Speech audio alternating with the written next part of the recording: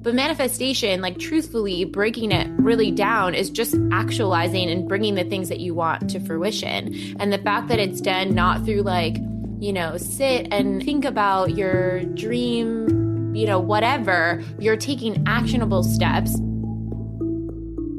Welcome to the Expanded Podcast with your host, Lacy Phillips.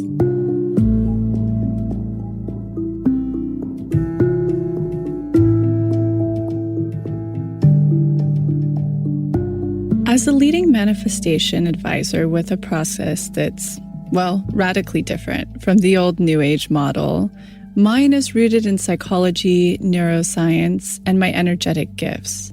I created this podcast to help you expand your subconscious limiting beliefs about the potential of deserving the manifestations you're calling in. Therefore, you're tuning into this podcast series to show your subconscious that anything you desire is possible. And by pressing play, you've already started the process of manifesting it.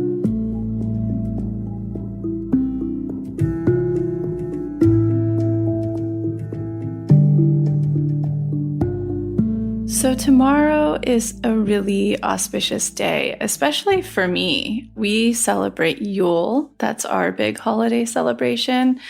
And I love all of these pagan rituals and celebrations because they feel really universal in the sense that most cultures around the world had their version of celebrating solstice tomorrow, which is the darkest night of the year. The longest night of the year. Well, the darkest night was actually the new moon a couple of nights ago, but the longest night of the year. And this particular Yule is really to celebrate the welcoming back of the sun. And so we're going to have, as I've been talking about, a family celebration tomorrow night with our entire family, and fire and candles are such a big part of it. My dad's in charge of making the Yule log and the fires, and we have a huge ranch in Cathy's Valley, California, which is where I grew up, where he sets off fireworks into the sky. So it's very much about lighting the way into this next phase, into the year. And just like that, for manifestation, I have to applaud everybody who's been a deep part of the Daily Reprogramming Exercise Challenge, the DRE Challenge that we've been hosting since the beginning of November. If you're just tuning in now, click the link below where you can access it. And it's great because you can pick it up anytime. But the focus was really to buckle down on calling in our lists back in November and then doing the work to unblock what's in our way. And this is a whole roadmap that Kay and House put together for all of us to follow.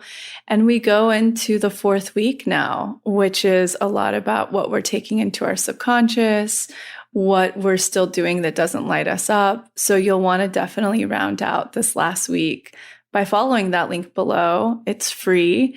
And we have a really cool thing launching in January that will kind of kick off our new content distribution, which will really center on what's called the motivation. And seeking expanders is sort of the next step we are into coming into this new year. So look out for that. That should be coming out. I think it'll be Friday the 3rd. And otherwise, I hope everybody's getting this time to go inward and reflect on this year and what this year has represented for you, especially if you've been through trials and tribulations. Those are amazing. It shows that what you want wants to connect with you and come through. So if you've experienced the rock bottom or a lot of tests, a ton of triggers, you would only be up against that tension and friction if you're close to what you want, which is what's so, I think, exciting about this manifestation process. So I like to take inventory this week, a lot of next week of this year, and it's been a really cool one in-house. We've reached every single goal that we set out to reach with the exception of one, but we've reached it all. And the team that we have now is just so incredible and inspiring. We have a lot of really cool ideas to bring in the new year and to make sure that this is a really supportive and expansive place for you, to make it essentially the go-to brand for really grounded manifestation. So thank you for trailing around with us this year, and certainly go back and listen to some of the podcast episodes from this last year because they're incredibly expansive, certainly the process episodes. And that kind of parlays us into today. So today's episode, I'm really excited about. We came up with this concept in-house to essentially start having episodes called Explained. So this will be the first of our series, which is new, which is called Explained. And it's where we kind of break down manifestation in layman's terms, certainly very relatable subjects. So in the future, we want to really take down lack mentality or boundaries. But today we actually kick off with kind of manifestation 101, something we sort of heard from friends, within our team is we really wish we just had one episode that we could forward to anybody who we talk about this work around who's curious. So that's what we recorded today, is sort of a get back to basics 101. Certainly, if you've been doing this work, you will get a lot of incredible new takeaways from it. We dig in deep. And the most exciting thing is I get to introduce Jessica Gill, who is our media producer in-house, and she will start to become sort of a co-host of this podcast, namely going after the process episodes and hosting those for you. So taking, real life pathway members, what they've manifested, their My Magnetic stories, and walking through their process of how they did it, what tests they came across, aspects of the formula that they used. And she's incredible because she has her own podcast. She has extensive podcast experience, extensive production experience. She's an incredible speaker. And not only that, but she manifested this job. So she's done this work deep through and through, and has amazing, refreshing insight. If you're in Supported, which is my bi-monthly class where I go through and answer all of the manifestation questions coming up, we've already launched an episode with her in it. And I'm sure many of you were so stoked because she had such deep and refreshing insight that I think you're going to grow to love her just as much as we do. And yeah, let's get back to basics today and have a lot of new takeaways from it. Here goes. Okay, so let's start out. We're going back to basics, grounded manifestation. Let's start out with a quote. My manifestation process is built around rewiring the subconscious and raising your self-worth. Lacy, our manifestation expert, walk us through this. Yeah, so I think, many people tuning in, you've probably heard my story in a lot of different places, so I'll save that. But this manifestation process, we've actually never done an episode that really kind of encapsulates what we do here at To Be Magnetic. So we'll have people that write in and they're like, we really just want to send and share this to a friend, but we don't actually have one episode that just breaks it down a little bit of how this is different than the law of attraction or think positive. So that's sort of one branch of why we're doing this. And then the second is the episodes where we've rerun me on other people's podcasts have been so wildly successful and helpful to the listeners of this podcast that we really want to kind of corner this as sort of a teaching couch. So with that said, let's break it down a little bit. This may sound redundant for the many people who are familiar with this process, but the way I sort of discovered it is I tried the New Age Think Positive process from 17 to 25. So that encapsulates think positive, pretend to be what I already want, even though I'm not there yet, visualize, get into the vortex, be in vibration with.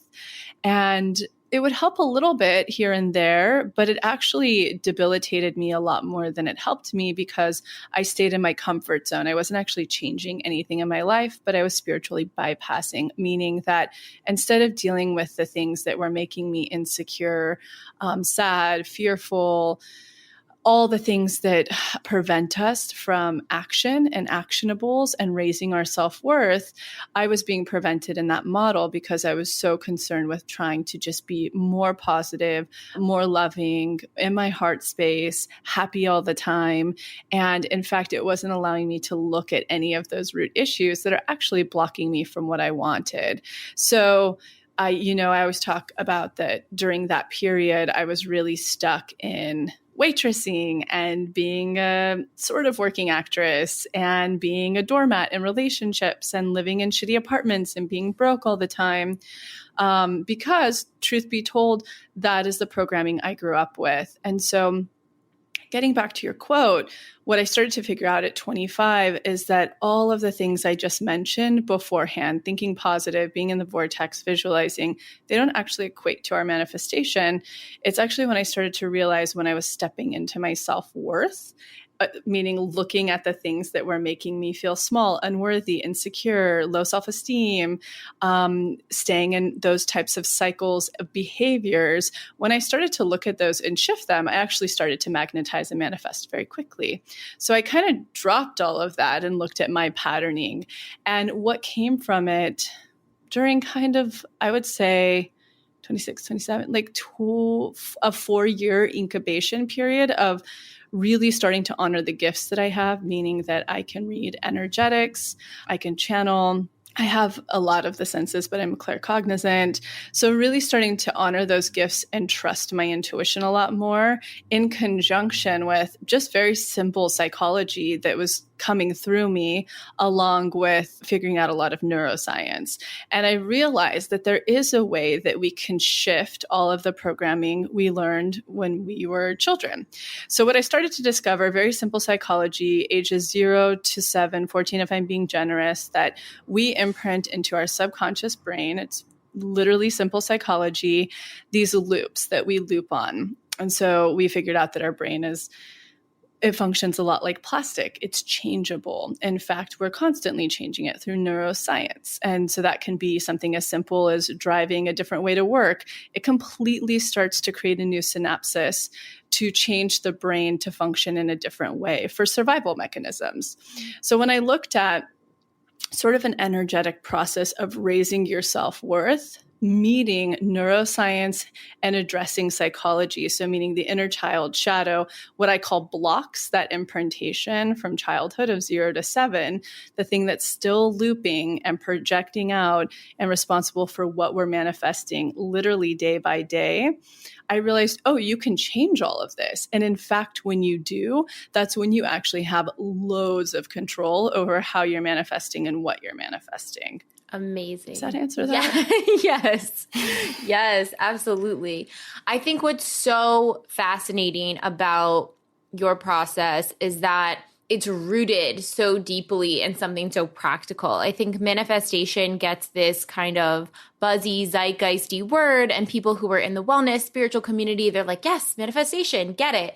But then there's this other, sector of people who are like, I'm not into all of that stuff.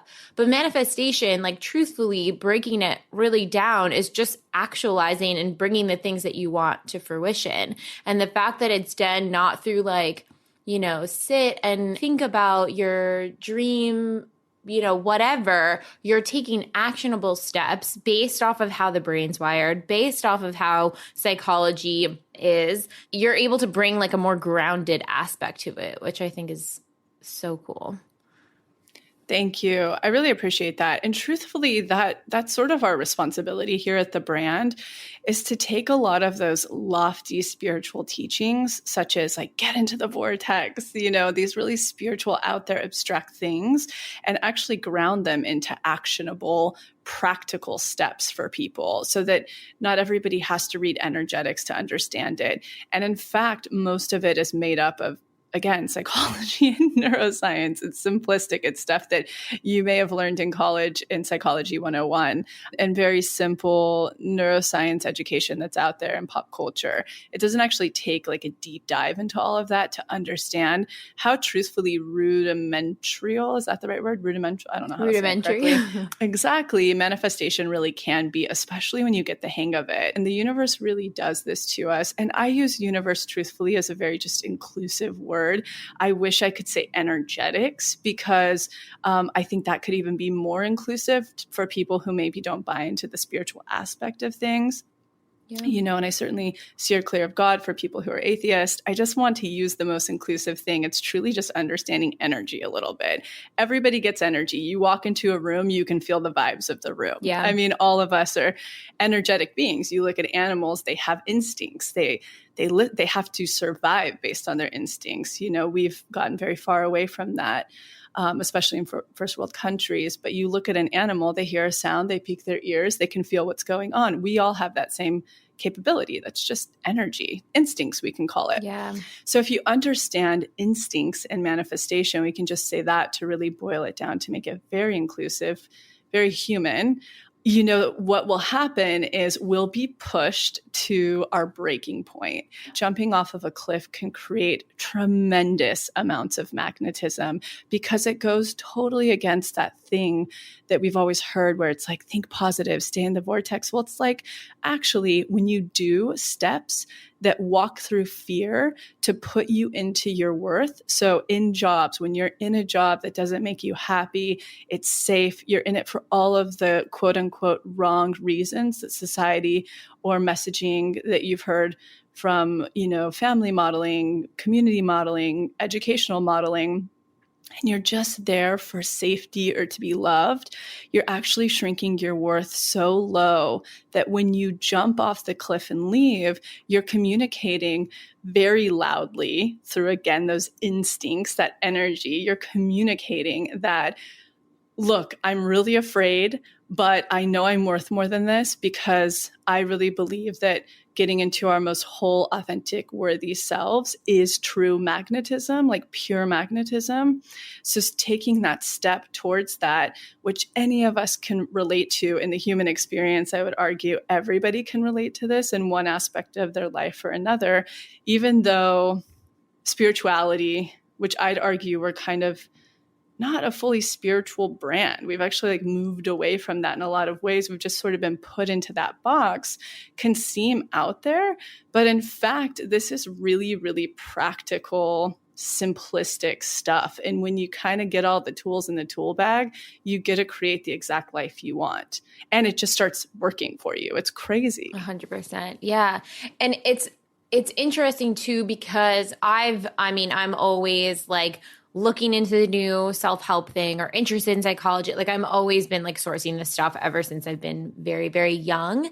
And there hasn't really been very clear action steps on self-love, self-worth, and really understanding what that is. I truly don't believe that I had any concept of true meaning of self-worth until being introduced to the brand. Well, I mean, you've done the workshops and you've certainly gone on to manifest things that you want. What does that actually mean for you on a physical, emotional, mental level, self-worth? I think the preconceived version of self-worth before having done the work and showed up for myself was, that means I love myself. I love everything about myself. I feel almost like everything's perfect. If I have self-worth and self-love, that means everything's perfect.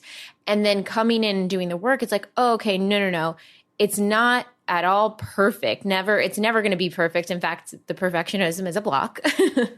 But Agreed. It's really just, it's less abstract than that. It's self-worth is saying, no, I feel deserving of this, and I'm going to take action towards that thing. I'm going to unblock the beliefs that are making me loop an older pattern, and I'm going to take action and steps towards someone who would feel confident in who they are. And it's almost like your worth catches up to your actions in that sense. And as you take action towards those steps, your worth catches up, and your worth, you're kind of raising them at the same time.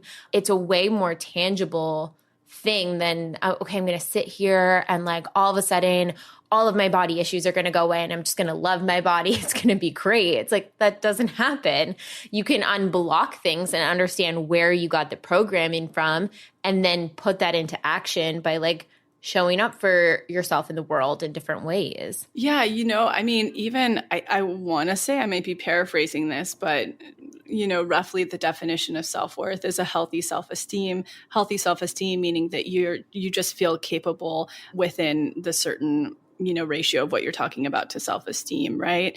And so part of just being a human is that there's always going to be polarity. There's always going to be good and bad. That's what balances things, and there's even such a thing as toxic shame and healthy shame. So for narcissism, in fact, healthy shame is when something happens to make us feel like we're not God. And that helps put us back into remembering that we need to do things to keep us safe and to keep us grounded and able to have community, right?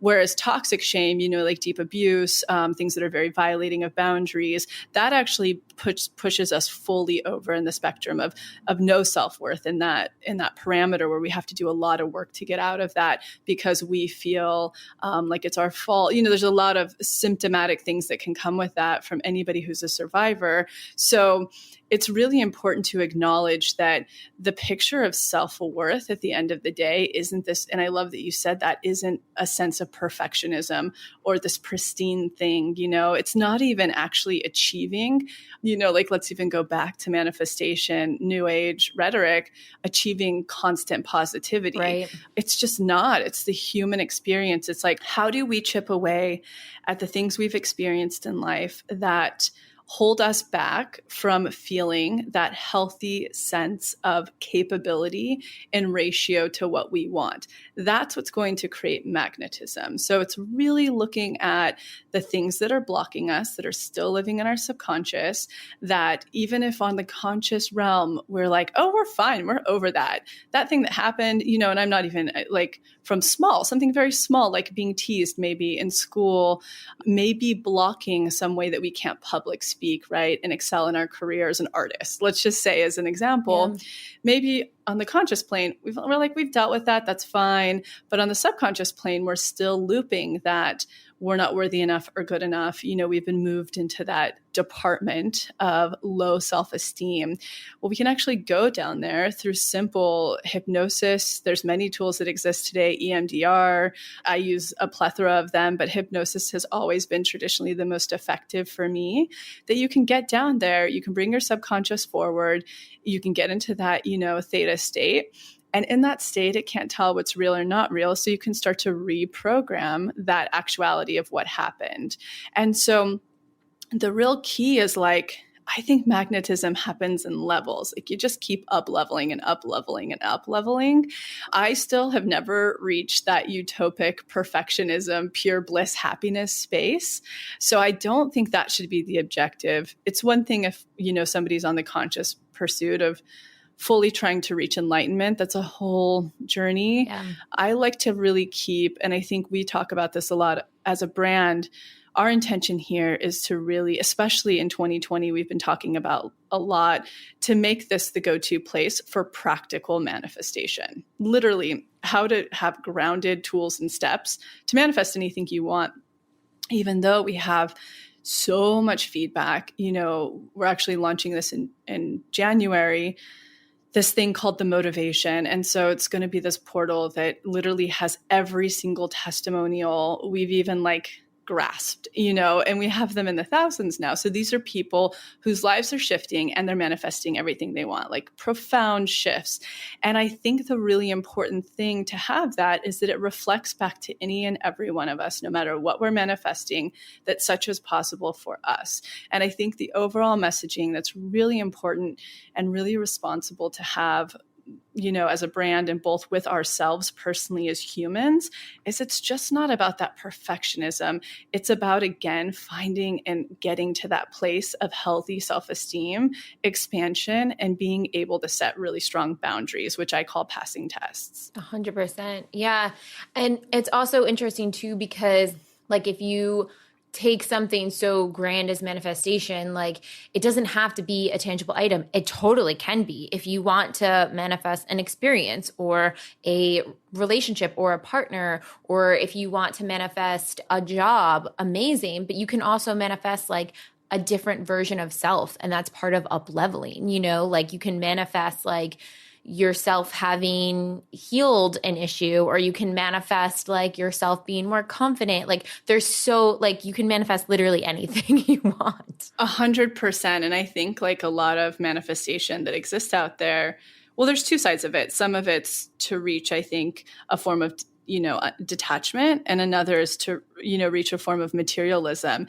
And it's fascinating when I actually launched this, because I literally do just teach people how to manifest. I kind of like cracked my code of it, my version of it. I didn't realize it would be such a beautiful, like dangling carrot, because so many of us are in a place that makes us unhappy, that we're not at our potential, right? May it be in career, love, finance, and people, because we've been messaged through society, especially millennials with advertising, and beyond, generations beyond that, we've been messaged so strongly, post industrialism, that in order to be happy, we have to reach X, Y, and Z. And it needs to look like this, whatever our community version of that is, that many of us feel that once we get that, we'll be happy. Or like, once we get that, we're going to be in a really strong place. And the really interesting thing is when I released this, I didn't even think about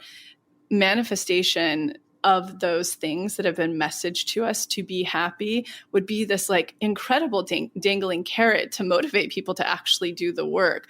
But in fact, once people actually reach those things, X, Y, and Z, and like, let's just put it, I think finance is a really great example of this. When you reach a certain stride in finance and you're doing this work, yeah, sure, you get a little crazy for a while. You go out and buy the things you couldn't buy, or, whatever, you have your moment. But then it's fascinating because you hit a point where you're like, I can't think of anything else I want.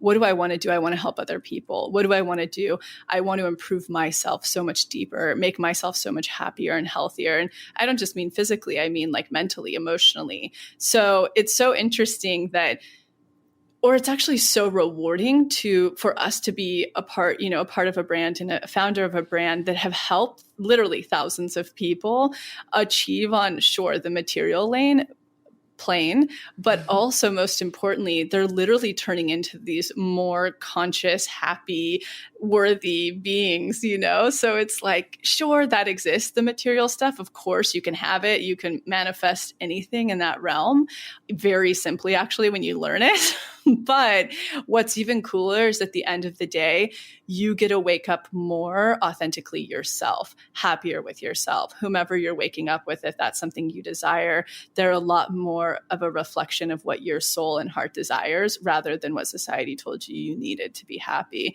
Same goes for the material possessions in your life, or what you really consider, your soul really considers as home and a habitat. It shifts dramatically. And something that was really fun and exciting when I did actually used to take clients, I would get people writing in and they would be like, whoa, I came to you 3 months ago because I wanted to manifest a house. Holy shit, I don't even think I want all of the things I thought I wanted. I don't even think I'm the same person anymore. And then that would actually be really confusing to them and startling to them, because they had been operating for so long on this messaging that they thought they had to be. And when they got just a little taste of like, who am I actually? And then that gets scary because we've lived as this other modality for so long. And now we're starting to get in touch with who we really are. And whoa, the potential that version of us could have, what that version of us actually desires, that might be actually different than, societal grain, even better. That's when they have like a little bit of a, oh my gosh, what's happening moment, until their nervous system is like strong enough for that, new level they're going to. And of course, what they end up manifesting and becoming is so much better than what they could imagine, myself included. 100%. Yeah. I mean, even when you're going through the process, there's a component of it where you have to really figure out like, okay, where did this desire kind of come from to want to do this? And you kind of really have to look at yourself and be like, whoa, like I only I only want this out of ego, or I only want this to spite my ex, or I only want this to like show those kids who were mean to me in kindergarten. You know what I mean? And then you're like, what do I actually want? Who am I truly?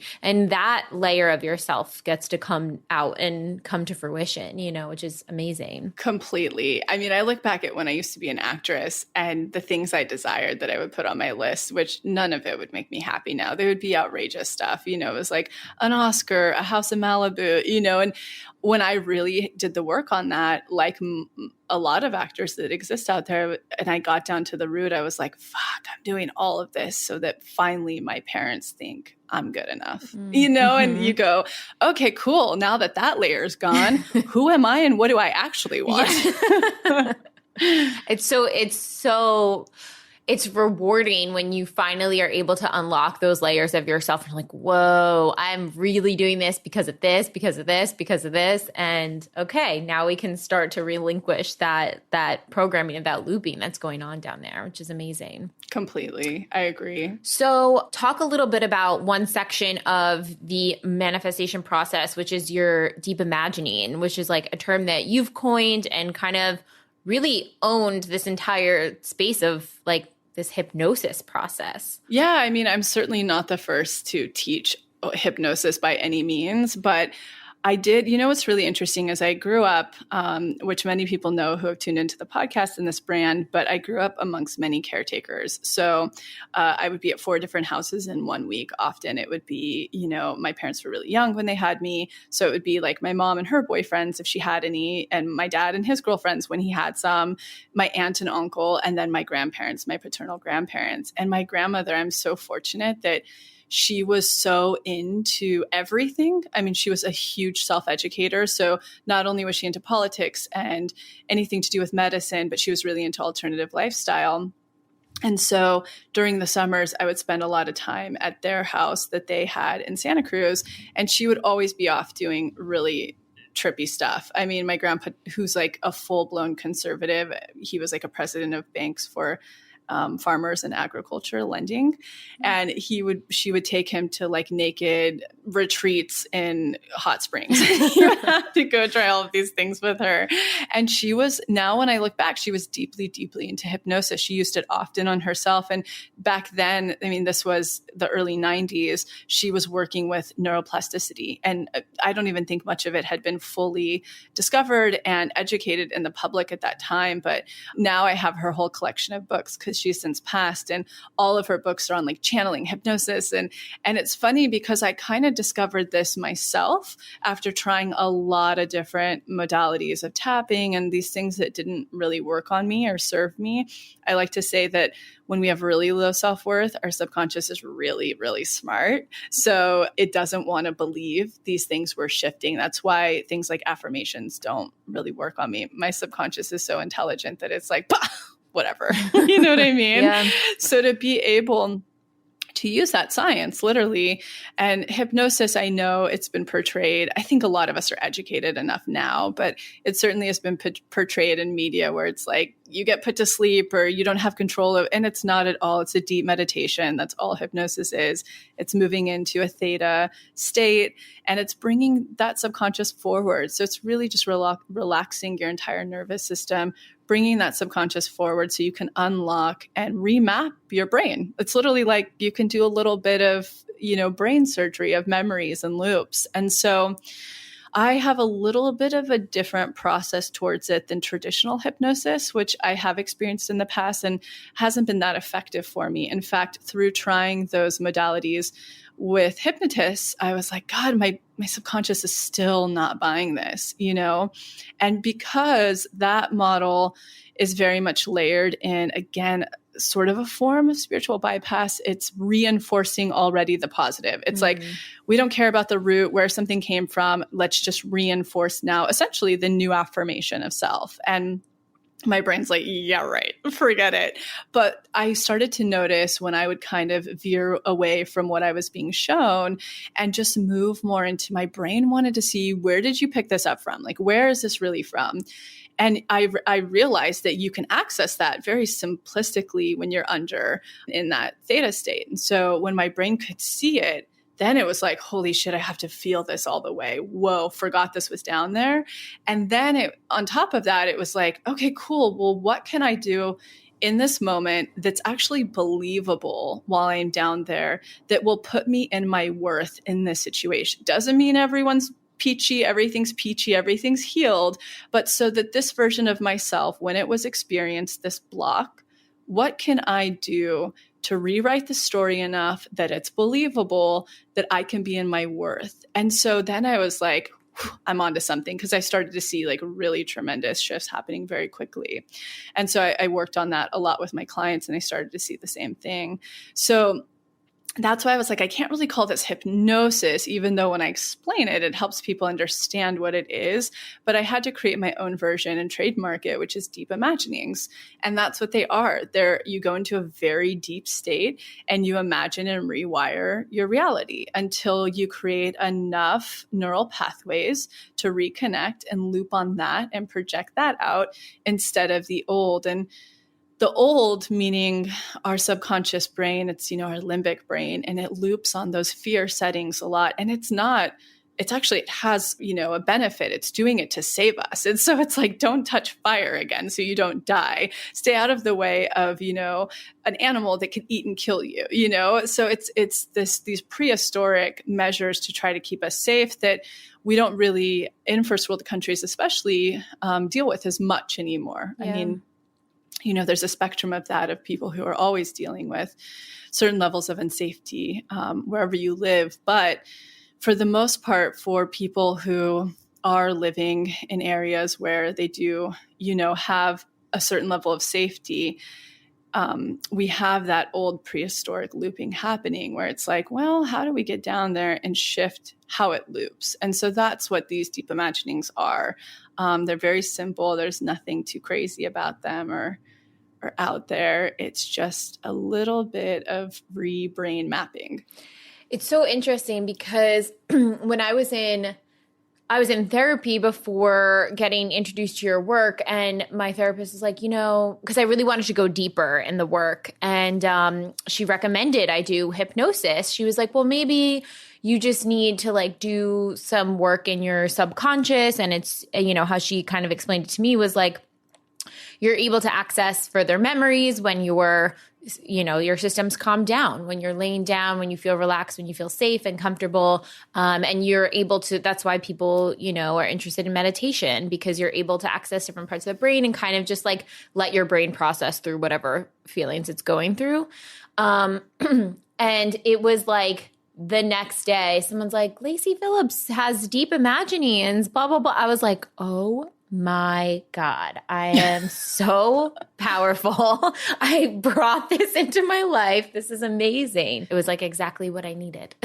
Thank you. No, and I think a really important thing to say too is, there's such a thing as whole brain integration. And apparently, and I learned this through a therapist who was a client of mine who introduced me to EMDR, that when we experience any form of trauma, and again, trauma, people hear that word and they're like, well, I haven't been through anything that traumatic. Shame is just at the root of every small to large on the spectrum of trauma. It's just whenever you experience shame, that's when our nervous system locks up. And the way she sort of explained it to me is that something like EMDR, which is a modality that I totally love as well. People mention Psych-K a lot. I truthfully find EMDR to be way more effective for me personally, but I'm all about use whatever is going to remap your brain. That's super important.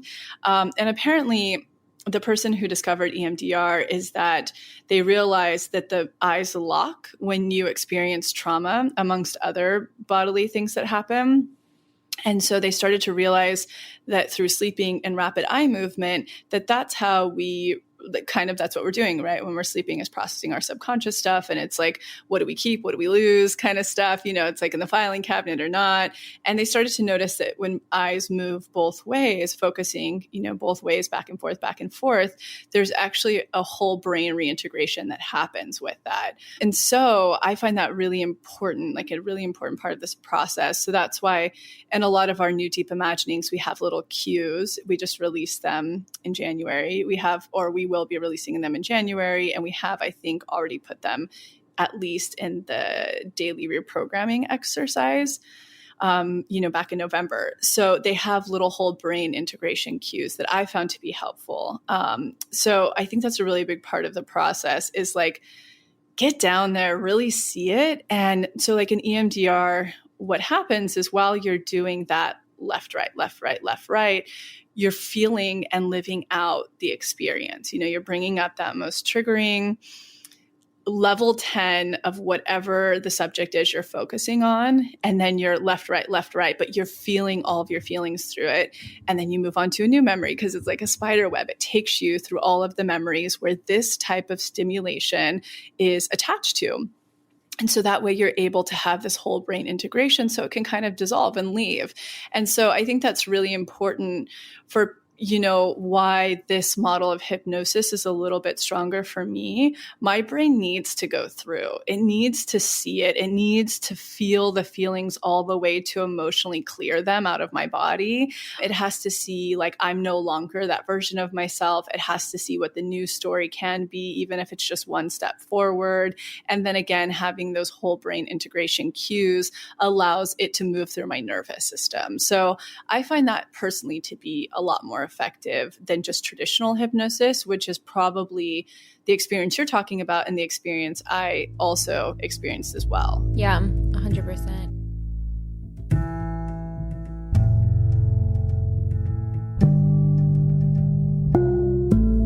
So I'm quickly interrupting this episode to invite you, if you're ready to start your manifestation journey, or if anything you've heard in our manifestation episodes has piqued your interest to begin.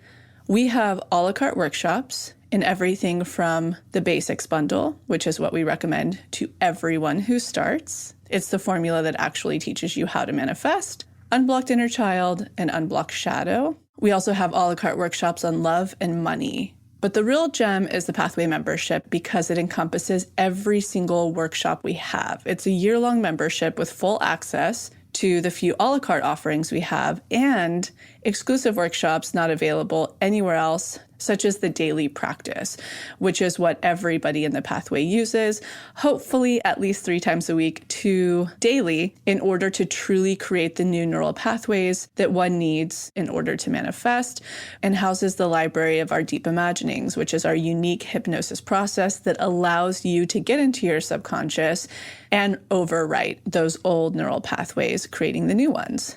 You can use our special code EXPANDED, all caps, EXPANDED, to receive $20 off your first a la carte workshop purchase or $20 off your first month of the Pathway.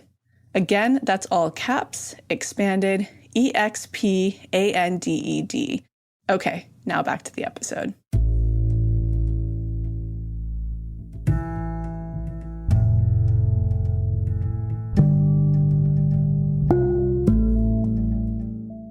I think having the opportunity, even just like on a daily basis to be, if you subscribe to the work, if you're a Pathway member, whatever, if you own the dairy workshop, you have the ability to just have these deep imaginings to turn to sort of process them at your convenience, which was something that, you don't always have access. Not saying it's like in replace of therapy or any of that tough work or anything like that, but like at least you have this tool in your toolkit to turn to at any point in time whenever you need that support. Absolutely. Yeah. And I'm a huge advocate of doing this work with your therapist, with your support group, whomever you're using as that source of support and stability. I, like you, used to try therapy and it was like I was already like beyond my therapist, but now it's really not beyond like I'm more educated or anything like that, but like you, I was like, oh no, deeper, like I just want to hit this thing and kind of be done with it. Yes. I get the awareness. I totally understand that. And so that's where talk therapy wasn't super effective for me. But I've now since gone on to meet many therapists that include so many of these types of tools, may it be EMDR, so many, like even equine. Oh God, Equine. we both like together. There you go. See, glad we have each Yes. other in this. Therapy, you know, a good friend of mine who does this work has been using that with her therapist, including EMDR, and just these ways to take things into the nervous system, into the subconscious brain. So it's not just talk and awareness based, but like deep integration and shifts. And so I only like to suggest, just from my own personal experience, if you are in the market for a therapist or if you're doing this work with a therapist in conjunction, just seeking out one that has like this deeper tool bag that can really help you have these like reprogramming experiences. 100%. And it's amazing that I think therapy is becoming more normalized. But, you know, unfortunately, not everybody has access to afford therapists on a regular basis. It is expensive.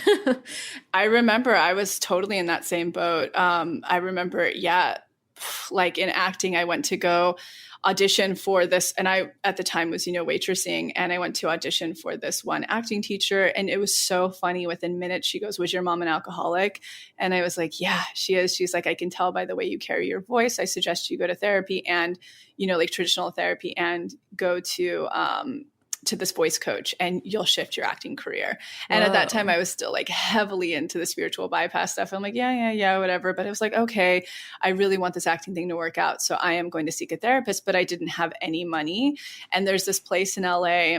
It's like all the way in Beverly Hills. It's a sliding scale based on your income. And I think at the time I had to pay $30 even to go to that. And it was primarily students that were still in the process of, you know, earning their degree and licensing, and $30 was still so expensive to me to go once a week. It was so expensive at the time. There was a point where $30 was the amount I had for groceries for the week.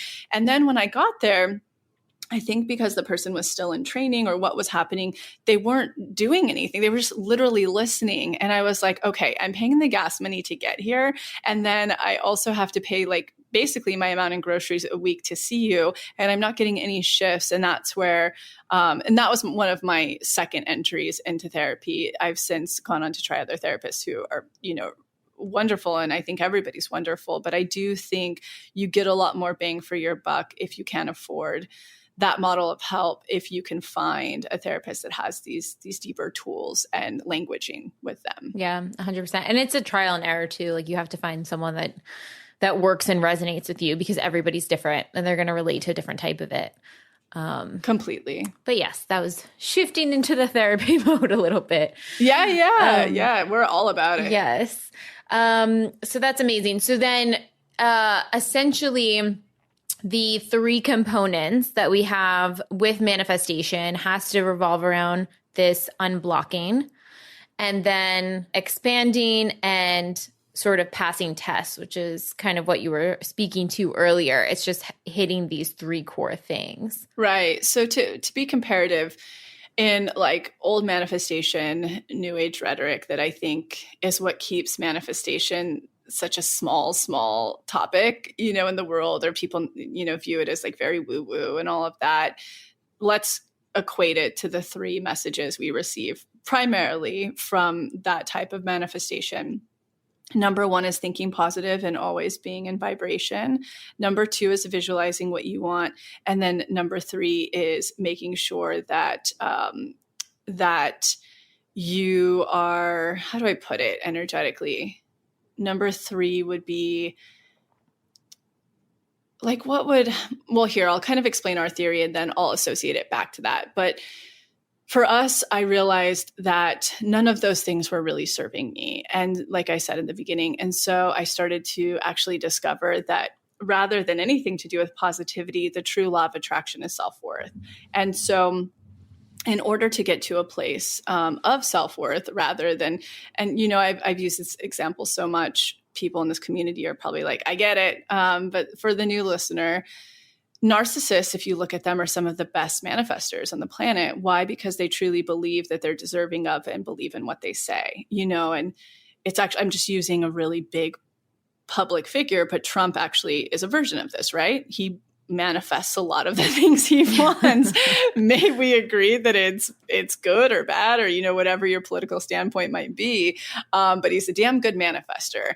And so it really has very little to do with positivity whatsoever. And in fact, I find that, like myself, like I had been, the person who's trying to live in the perpetual state of positivity actually tends to be the people who are the least narcissistic, because they, like myself, who's a recovering codependent, tend to feel like they need a lot of validation and invitation to be themselves. And so, in fact, they're the ones who really get very debilitated in that form of manifesting. Whereas when I started to discover self-worth is really the law of it. That's what really brings things to you.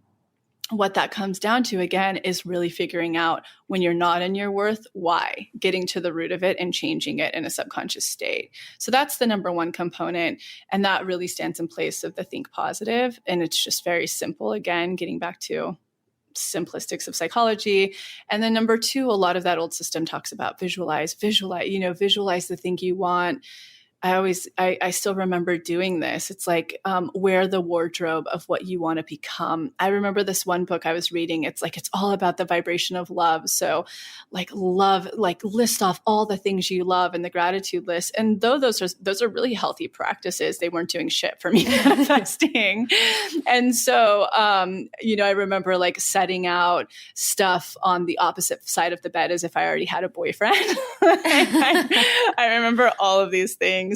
And what I started to realize is when I would manifest really big things, it had very little to do with visualization. But in fact, what I realized what was happening was through, again, simple neuroscience, my mirror neurons, we all have mirror neurons. It's how society excels, and continues to have innovation.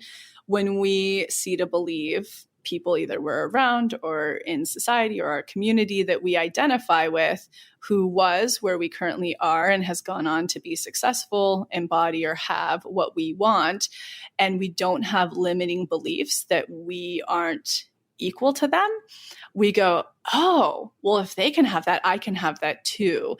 And when we collected enough of those in ratio to what we're calling in, say, if it's a house, a job, or whatever, it creates space in our subconscious, believable space that's actually possible for us, where we didn't really have that. May it had been that we didn't have it modeled to us when we were young, or we had a shameful experience that told us messaging that we don't actually deserve that. Going through and finding what we call expanders are what reopens that space and creates space for what you want to come through.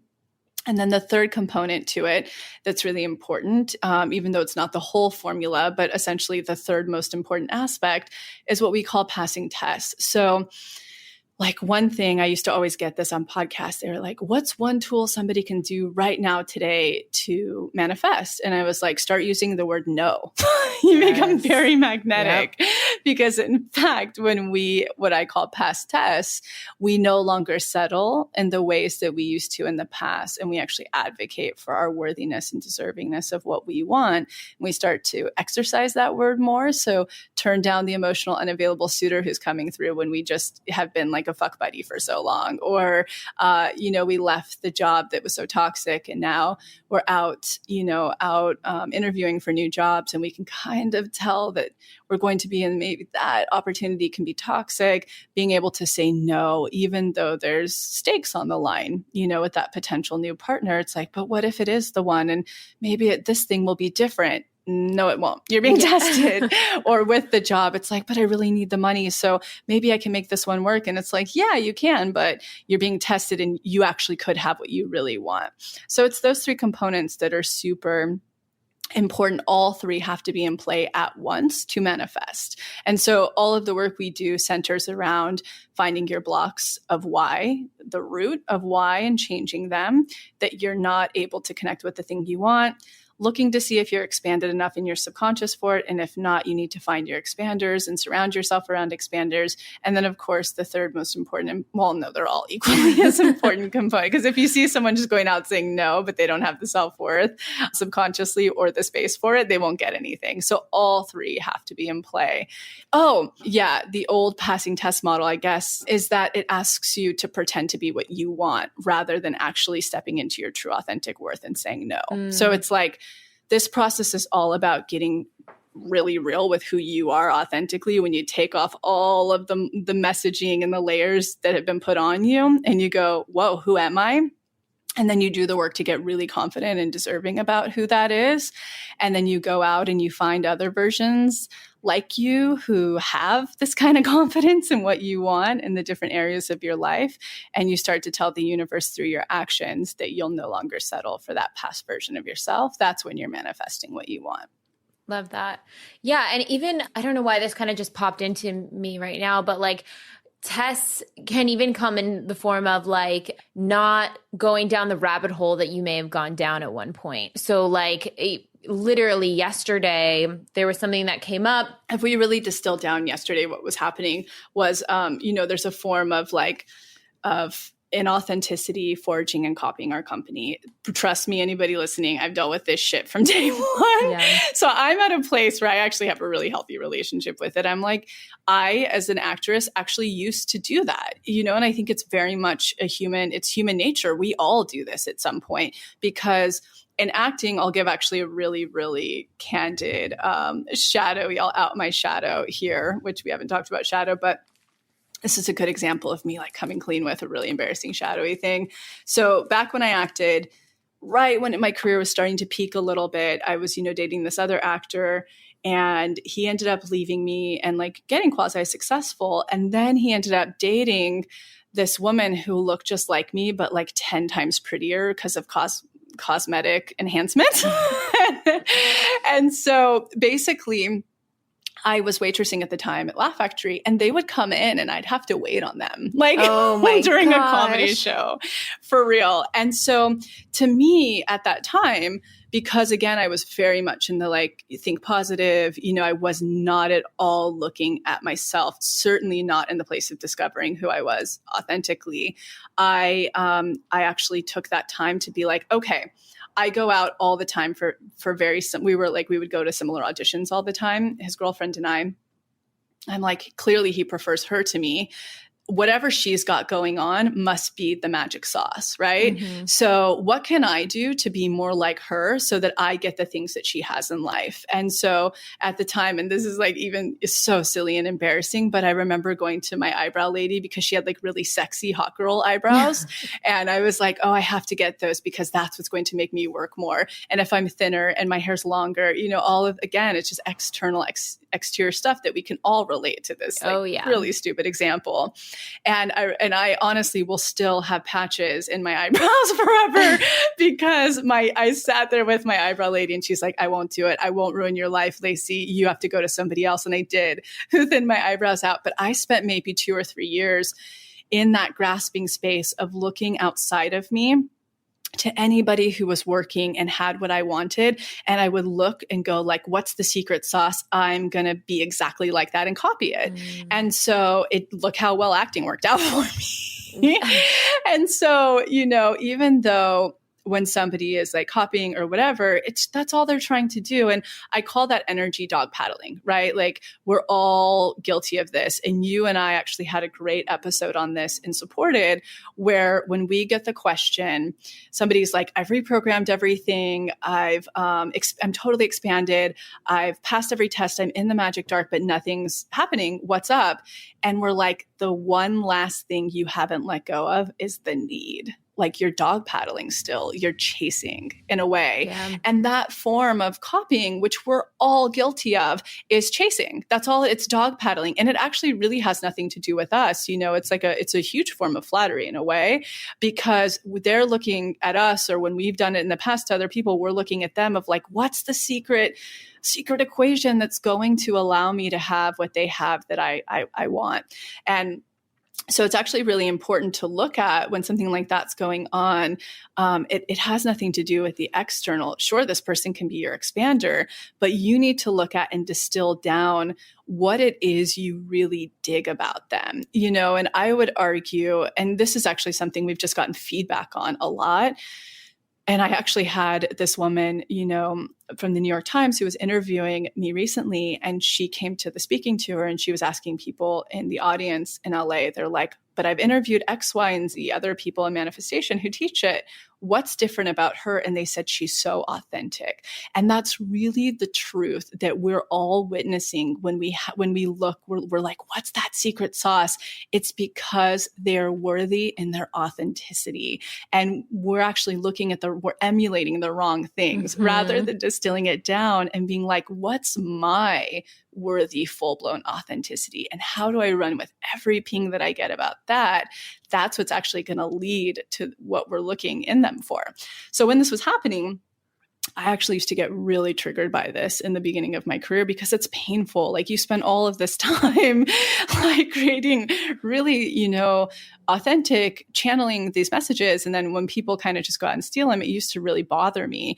Now it's like, oh, that's, thank you. That's really cute. I know it'll fizzle out in a little bit because it'll be like my acting experience. It's not going to take them too far. It just won't. It's how energetics work. But what's interesting is that popped up for us twice yesterday, right? Yeah. And that's when we got to go like, oh, we're being tested. Oh, yeah. And so I think that's the example you're getting down to, is you can be tested energetically like that. So clearly something very big for the brand wants to come through very soon. And, ways that we are familiar with traditional testing can be like, an opportunity comes and we have to say no to be in our power, but you can actually be energetically tested as well. And the way we're being tested as a brand was like, are you going to sweat this small stuff? This it will not impact you. It will fizzle out. As a brand, are you going to sweat this? And half of us were on board and half weren't, which was a really beautiful experience for all of us, I think, to have to sit down and like support the other and, go through this together. And so that test can show up in a lot of ways. And 3 ways that I love, I've been talking about this on the speaking tour, to distill down if something is a test in your life. If you ask yourself these 3 things, you'll get very clear very quickly if it is. 1, have you set a boundary regarding this subject? So something like that could be, let's say you've been calling in your company growing, but you'll no longer do a service you used to offer because you've evolved out of that. So you're only going to do this new type of service, and you'll start to get tested to be like, well, maybe if you do this old one, I'll give you a TV show. Or maybe if you do this old one, it'll be a lot of money. Yeah. And you're like, well, that TV show could, and that's a no, because it's a boundary you've set with yourself. Number 2 is really asking yourself, do I feel embarrassed in any way or shame around this? And so an example of that could look like, you've gone on this date with a suitor that you're calling in, and they've crossed, like maybe they don't introduce you to your friends, like to their friends. Let's say you run into all of their friends and they don't even bother to introduce you or acknowledge that you're there. So that makes you feel shame and small. That's a test. Or number 3, do you shrink in any way? So anything about this, does it make you smaller? And so another example of that could be, there's so many. Do you want to throw an example of that, Jessica? Yeah. Like ways that you've been tested where you feel smaller? Well, even I'll kind of circle back. And now that I kind of have solidified my thoughts on the test from yesterday, like it was testing us, I think, as a company, but I think it also pinged all of us a little bit individually too, because for me in the past, I'll just give an example. Like when I was in 5th grade, a girl dressed up as me for Halloween, and not in a Whoa! Like you as Jessica? Like me as Jessica. Like I wore. What? I used to wear like layered polos, because that was like a cool thing, like Abercrombie polos, and like ribbons around my jersey and ribbons around my neck. And this girl wore 7 polos and 5 ribbons and was like, I'm Jess Gill, blah blah blah. And it was so painful and I was so angry about it. And I had confronted her, I was like, hey, did you dress up with me? And she was like, yeah, just as, because I think you're cool. And then I heard her like turn the corner and be like, haha, I just told her off. Like I'm making fun of her. She doesn't even know. And so when someone copies me now or copies anything like for example, someone's copying the brand, I feel, like the brand's a family to me. So that feels like copying me as well. I'm like, oh my gosh, we have to like, sit and stew and think of all the, ways that they're being unfair and they're wrong in this situation. It was like, whoa, wait, this is taking me down to that other level. There's no reason to even entertain this. Okay, cool. Like, let's just let this like flow out to the other side because it has nothing to do with me or even really the company. It has to do with their own situation. But I really had to sit in that and be like, why do I feel the compulsion to almost like go down a rabbit hole? Oh yeah, because this happened before in my life and I had to like do a DI on it. And I was like, oh yeah, I forgot that this happened and that sucked. Okay, cool. How do I, instead of like sit and, my fifth grade self was like, I'm going to gossip about her with my friends. How does my now authentic, mature adult self react? Oh, okay. I don't even think about it. I don't give it energy. I don't give it time. So it's just like coming back to that. When you were in that DI, because that's such a great example of using a deep imagining to get to the root, shift it like in real time. Can you walk us through a little bit of the, if you don't mind, if it's not too personal, no, of course, the visuals of your DI? Because I think we get so many questions about how to like do DIs correctly when they're down there in the programs. Yeah, absolutely. So, and which one did you do? Subconscious reintegration, which I think is relabeled in our Pathway 2.0 as trigger. Great. Yeah, just a little bit clear. Yeah, a little bit more clear. So it's also like, okay, this is a trigger that came up. I can go to this DI and really kind of work through it specifically. But in it, the memory that came up that was this example of this girl who dressed up as me. And that was like really, because at first the trigger was, okay, this person's copying the brand. That's what I'm feeling upset about. And it's like, go deeper. When was the first time this happened? Or when was the first time you have like memory of feeling like this? And it was truly, having this experience as a kid and having this person dress up as me and feeling so uncomfortable and upset about it. And it's when it says get a healing, everyone can kind of do their own thing down there. But what's worked for me is I'll kind of replay the situation and almost like I'm an actor in it in my head and reenact it differently. So same. That's what I do. Yeah. I just envisioned the girl there, and as things were starting to happen, I confronted her in real life in our like lunchroom and bathroom by the lunchroom. And instead of having all these feelings of anger and upset at her, I just thought, oh, okay, that's interesting. I didn't know she was so bothered by me. And then I let it go. And then I just sat with my friends at the lunch table. We had a great lunch. I was already dressed up for Halloween as something else. And we like planned, where we were going to go trick or treating. And she kind of just like faded out in the distance. And it wasn't this like, I need to get riled up and fight back and stand up for myself. It was like, oh, I didn't know I bothered her so much. I hope she's okay. And I let it go. And so it was like, oh, okay, cool. Like I can just almost have like empathy for her in the moment, knowing that like I must have really bothered her for her to put that's so much effort to like find all of the things that look like me, like so much attention. So I was like, okay, I can see her for her hurting self almost and let that go. And then for me, staying in my power is not even give it like, it's almost like not giving it oxygen, like cutting off the supply for it to even continue to feed and move about. I love that. Yeah. And what was your aftermath? Did you have to do any journaling? Did you find your brain coming back to it? Or did you find like, oh no, I really feel like this is dissipated for good for me? Sometimes I definitely will journal. This particular instant, it was a much weaker trigger point. Like this isn't something that comes up often for me. This isn't like a massive thing. This was a like whoa, I thought that didn't bother me anymore. Weird, it does. This doesn't happen very often. I'm going to go in, do the DI. I feel calm. And then I felt clear to then approach the situation, and approach in real life. Like with this person who's copying us, cool. What are we going to do about it? Okay, here's like some thoughts. Great, good. Let's move on.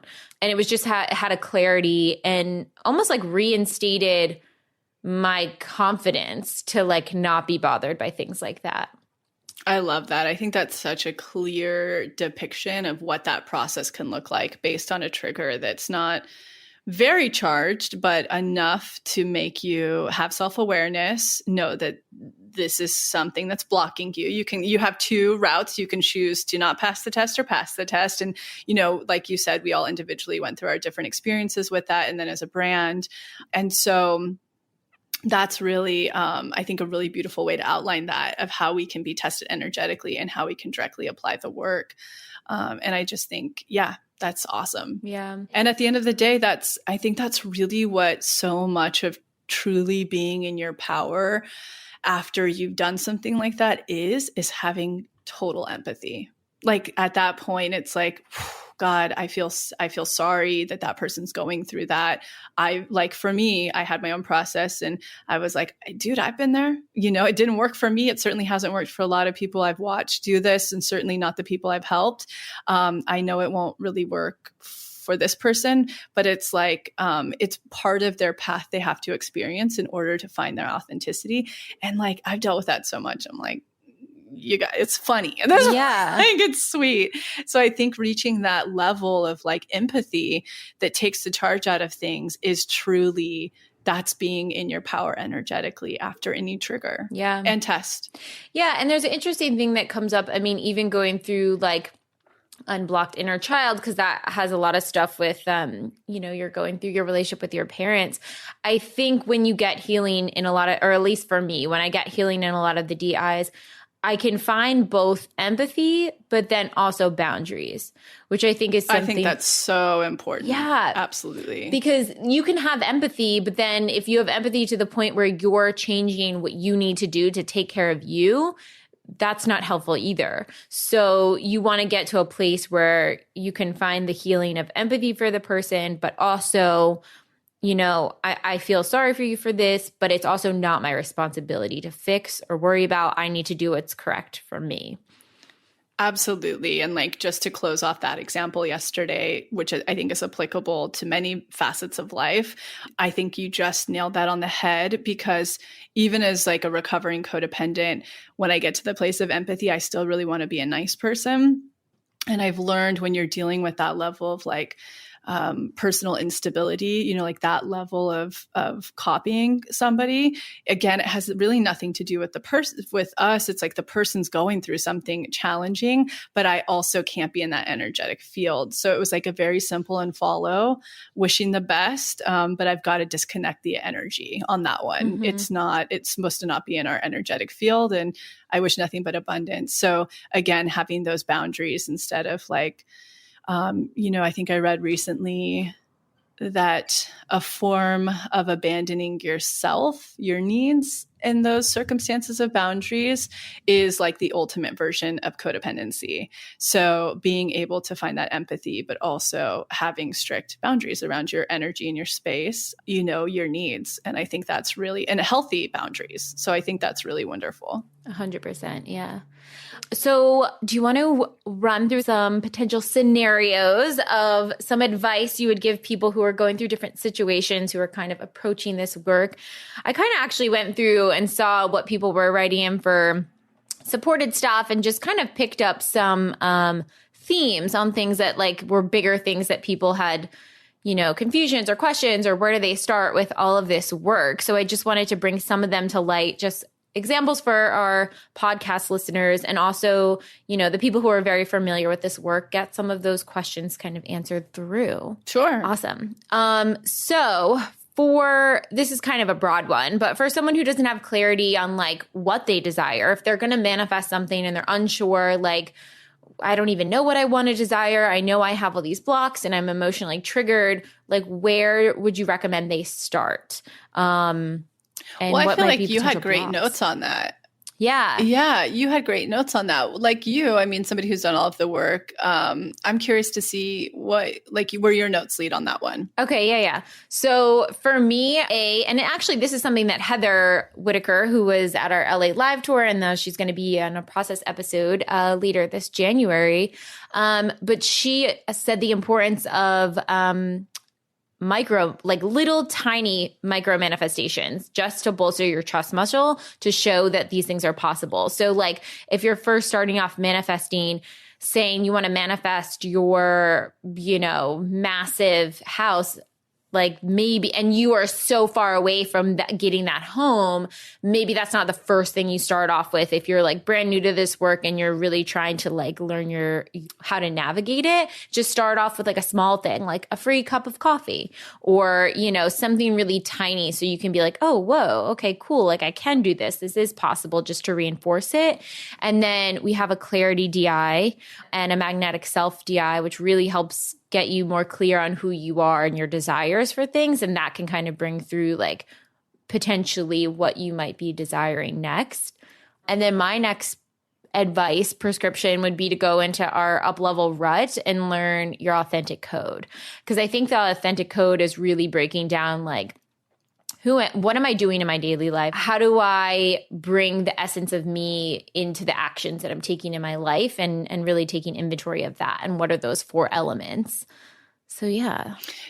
Yeah, those are all really, really great tips. In fact, just listening to them reinforces in me, cool ways that the tools are really, really super supportive, deeper than I give them credit for. And I love that. So within How to Manifest, we talk about it, old manifestation rhetoric. I remember you just throw things out there that you want, no matter how big or what, and you're supposed to just be positive and visualize them coming to you and hope for the best. Oh, yeah. That was the third component. Aha, figured it out. It would come. So, when I was making that example, like old manifestation rhetoric, the 3 biggest messages through it are think positive, be happy all the time and think positive, visualize. And then the third one's have faith. Just have utter, absolute, unwavering faith and belief it's going to happen. God, I remember, I just look back and I feel so sad for me, who was in a really tough, low self-worth place and tried to have all of those emotions, but boy, was it not working. So the whole test thing, right?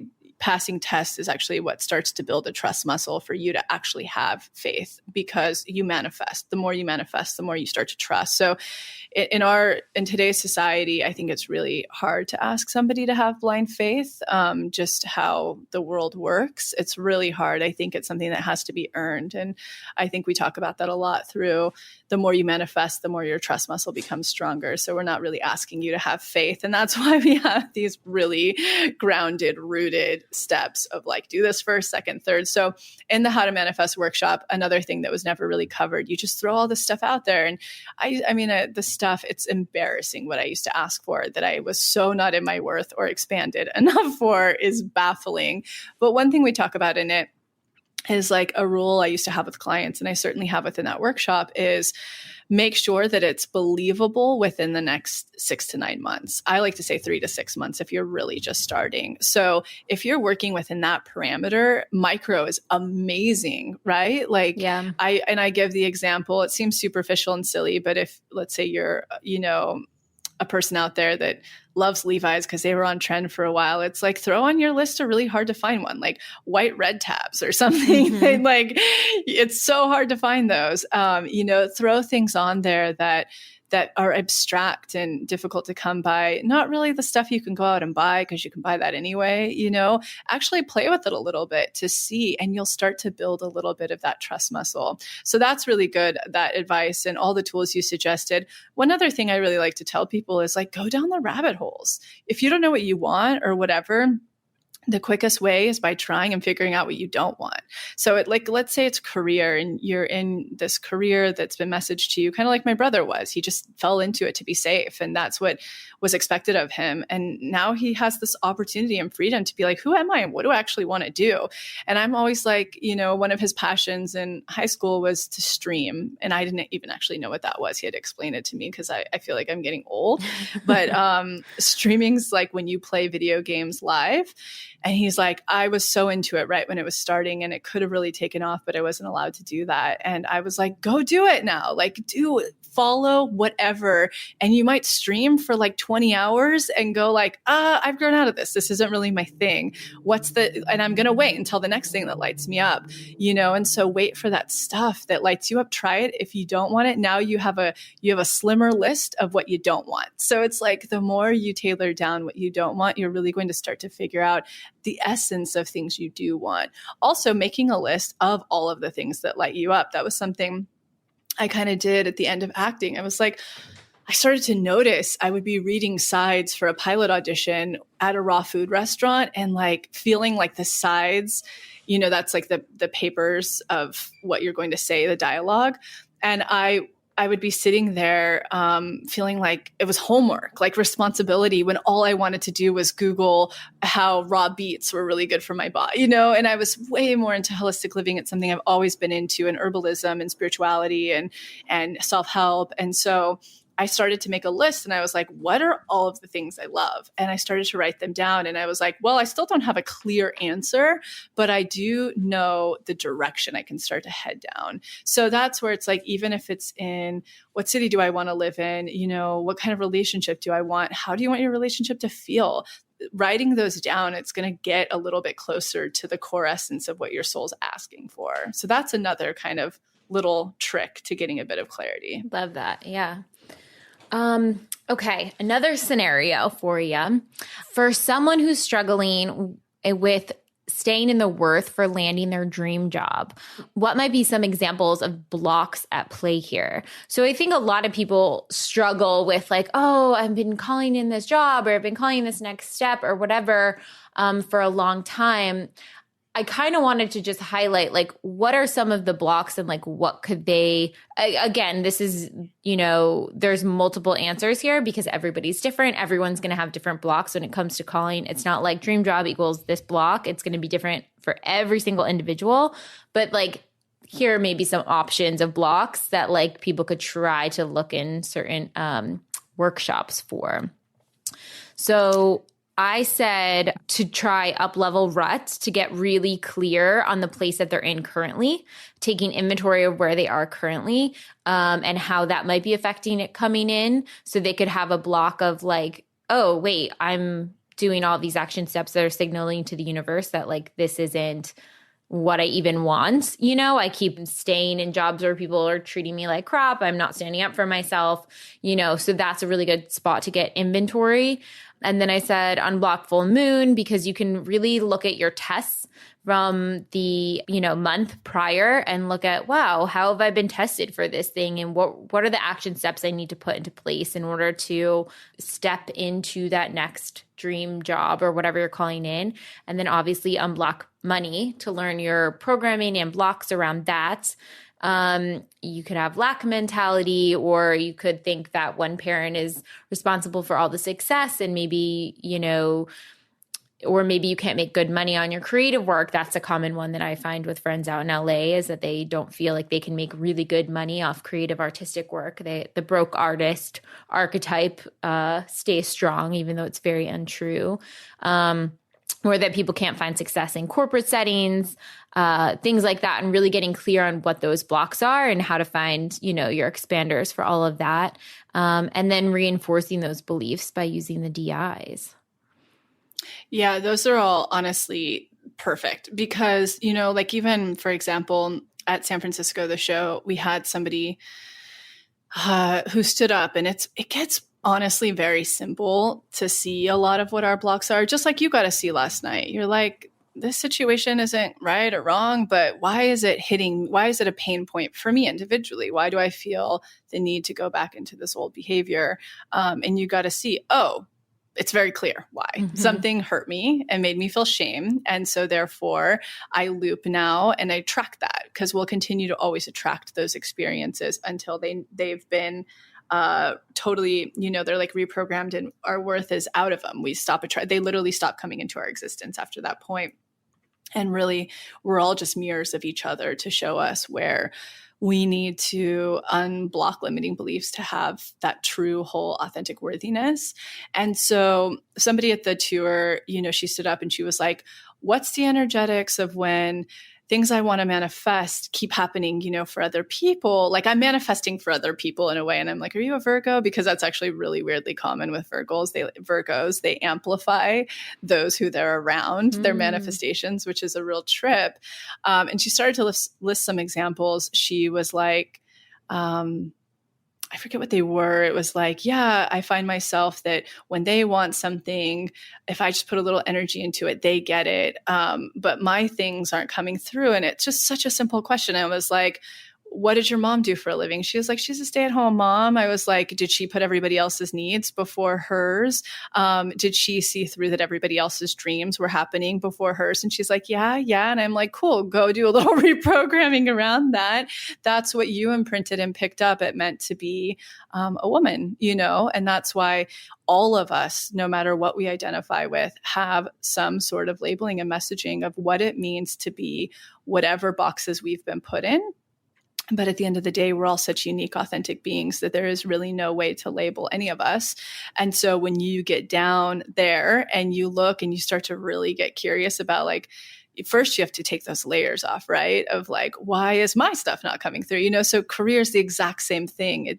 In fact, everything you want to manifest is the exact same energetics.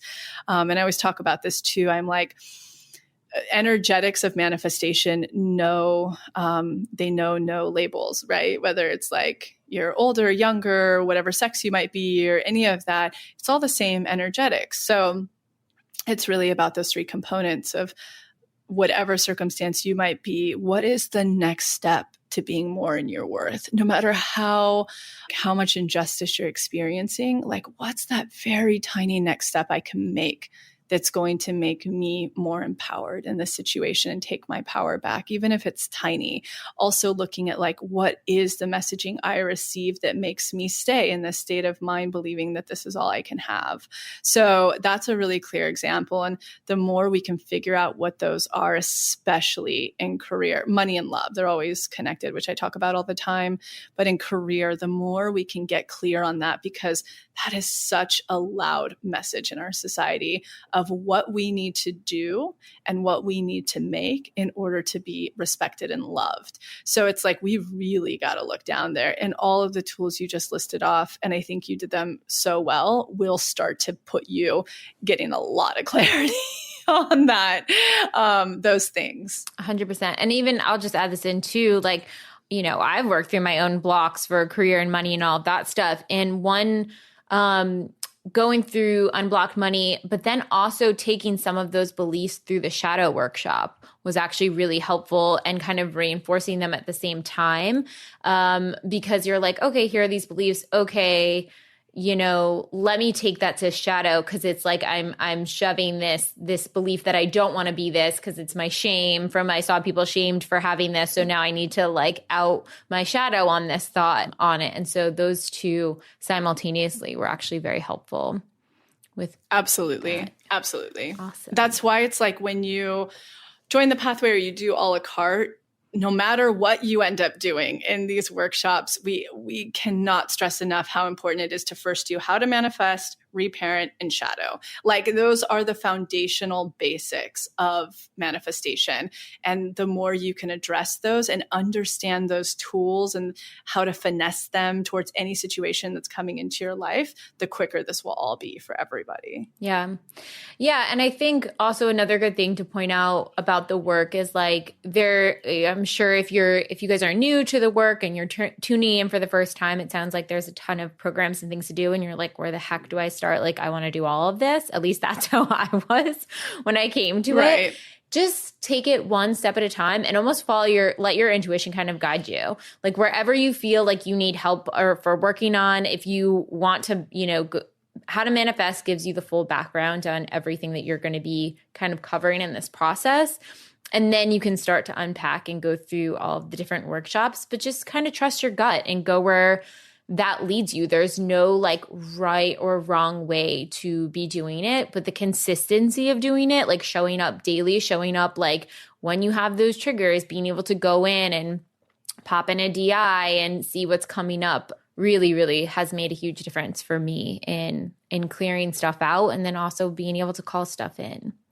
Honestly, totally. And honestly, checking out, I think, and this is good, I think, for we initially, when we're going to be launching, which we'll be launching in January, the motivation. So it's every testimonial that's ever been shared with us.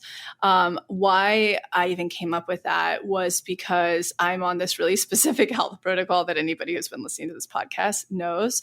And on it, it's so outlandish in a way, seemingly, but not really, that I just want to like hear people's success stories to stay on track and to be expanded. And I'm like, well, if I want this and what I'm doing, certainly people are going to want this in this work. And so I also think if you're somebody who is deep into the work, or maybe you've fallen off the path, or all the things we can go through, go pop to the motivation page. It's sectioned up by different topics of what you're calling in, maybe love, career, money, home, general, and just start to read them, because not only will it spark your motivation to stay on track, or that it's possible for you to be expanded, right? Not only will they serve as expanders, motivation, but more importantly, you get to hear from real time, like the programs that people did and how they did them and in what order and what was more effective for some. And we share them all. So it's like that way you can actually go and see, what am I gravitating? Oh, I'm going through exactly what that person was going through. And this is exactly what I want. So I'm going to follow their journey. Yeah. And even if you're like, oh my gosh, I have no time, like I barely have time to, eat lunch during the day or whatever, like make it work for you, like do the workshops at your own convenience. Like it doesn't have to be this massive time overhaul where you're doing this 24/7. Like it's totally digestible. You can take it beat by beat. I mean, you can do one workshop in a full day, or you can break it up and do it over the course of a month or 6 months. Like you can really make it totally customizable to what you need, which I think is amazing. And this is we're really looking at parents here, because I think they're doing the most important job in the world and have the most limited amount of time for self-care. So I think I just really want parents to hear that as well.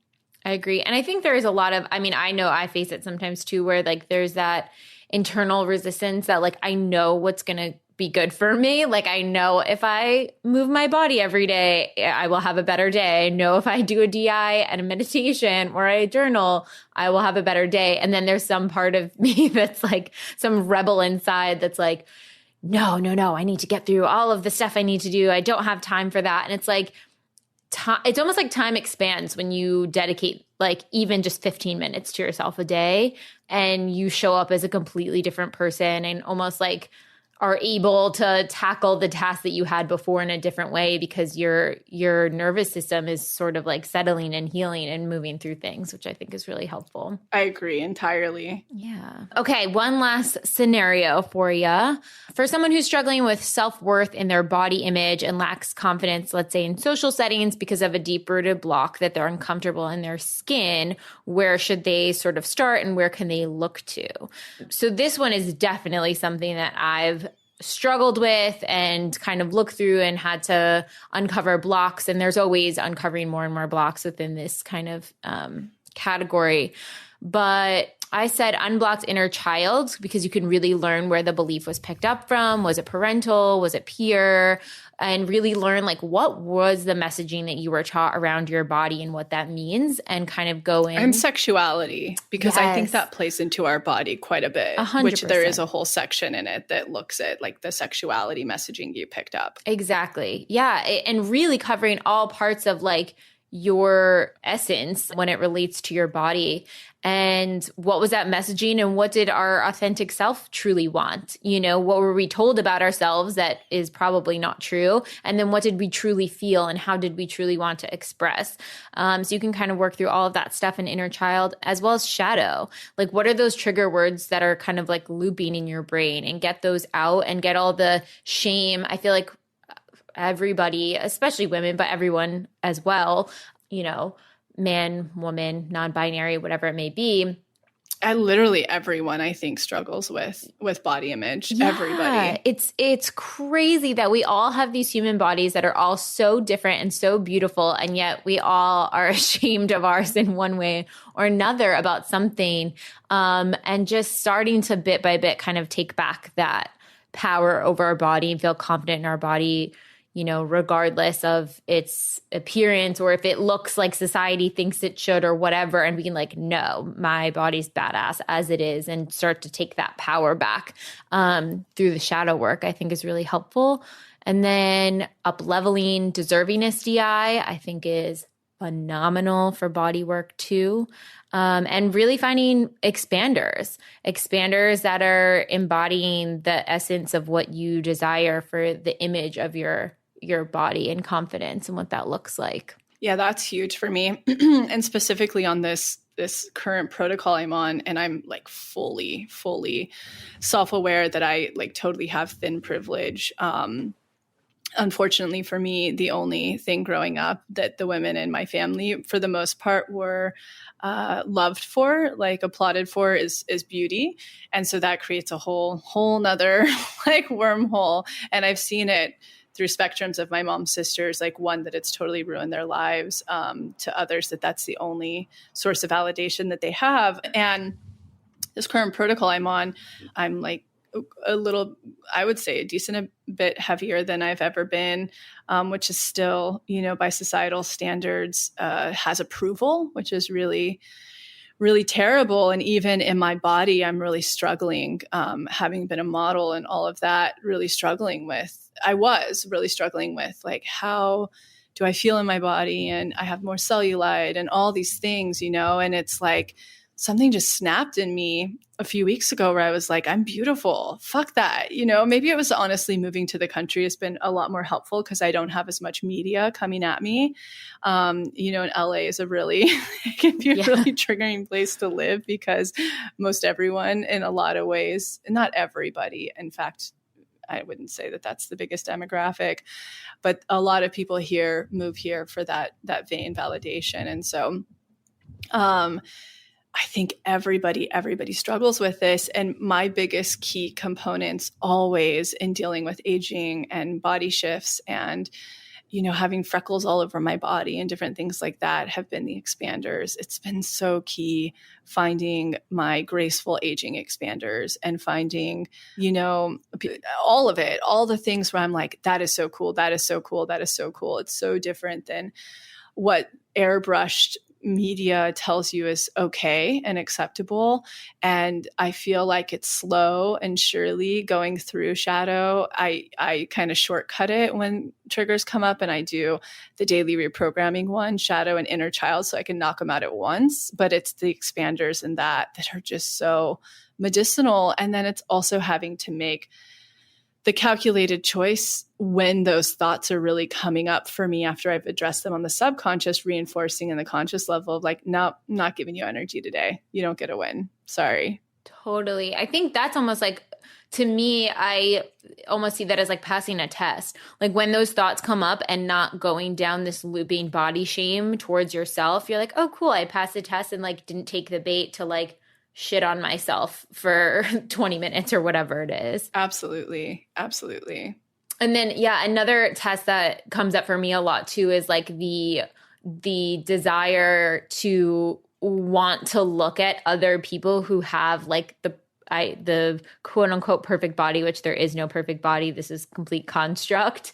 But like want to look at them on social media or something. And I'm like, let me just go look up what this model's, fitness routine is and I'll get there. I'm like, I stopped following them all. I was like, this is so unhealthy. I can't do it. I unfollowed all, but they're still searchable. So I'll check myself. Totally. I'm like, what are you doing? What are you doing? Put that down. Looking up this person's fitness regimen is not like, just do what's natural for your body, move on. And really passing those tests of like, okay, cool. I really need to just check myself at all of those stages and not, go down that road.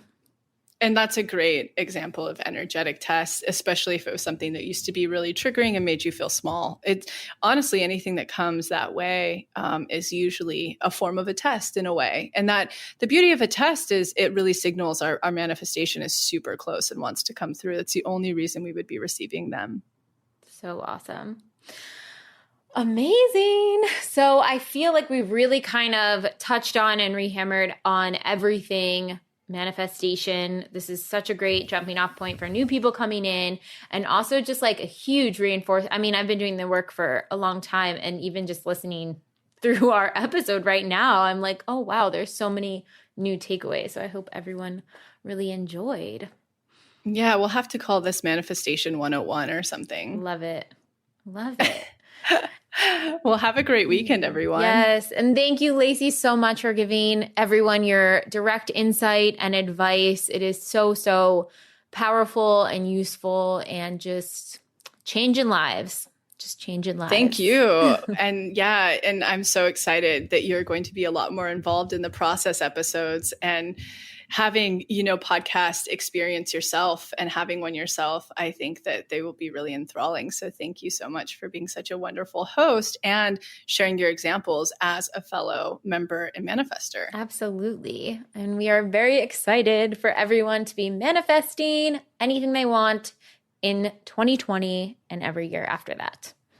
Yay! Awesome. Bye. Bye.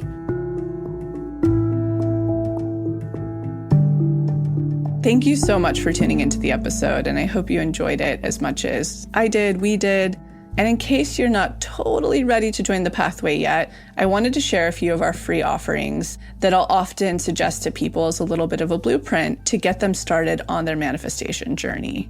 The first place I like to direct people completely for free is the motivation.